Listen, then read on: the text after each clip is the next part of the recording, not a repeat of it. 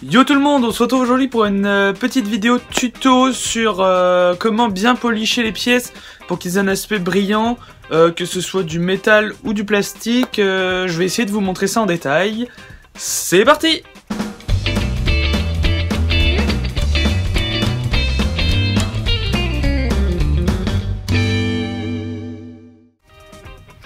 Donc je vous montre ça aujourd'hui sur des suspensions de Peugeot 103, donc un Peugeot que je suis en train de restaurer.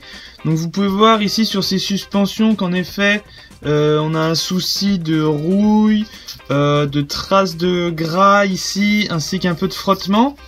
Donc l'idée c'est d'enlever tout ça pour obtenir un aspect beaucoup plus brillant au niveau de la partie supérieure. Ainsi que éventuellement vous pouvez peindre la partie inférieure pour que ça rende encore mieux. Mais là ici on va s'attarder sur le polish de cette partie là. Donc je vous montre en détail comment est-ce qu'on fait.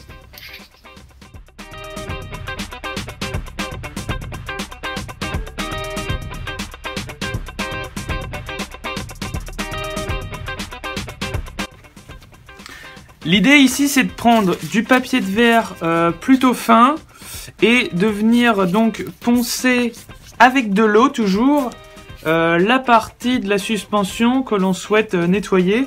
Donc en gros voilà, il faut frotter en ayant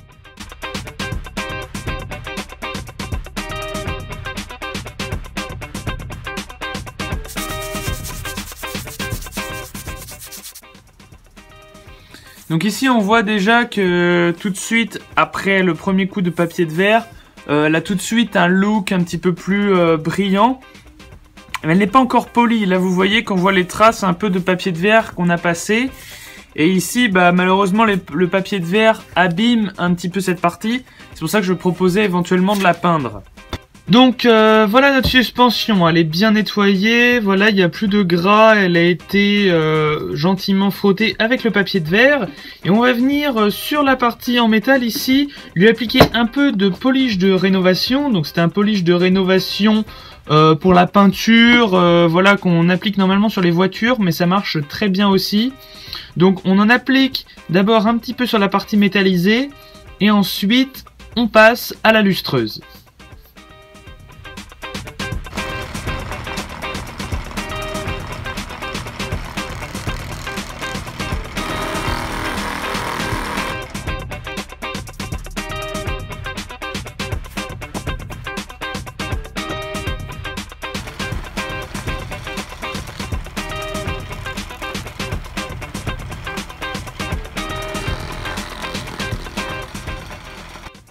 Donc voici le résultat après un bon quart d'heure de lustrage. Vous voyez que on arrive à peu près au même résultat parce que bah forcément ça prend un peu de temps. Il faut vraiment s'appliquer, il faut appuyer, mais à la fois que la platine puisse tourner.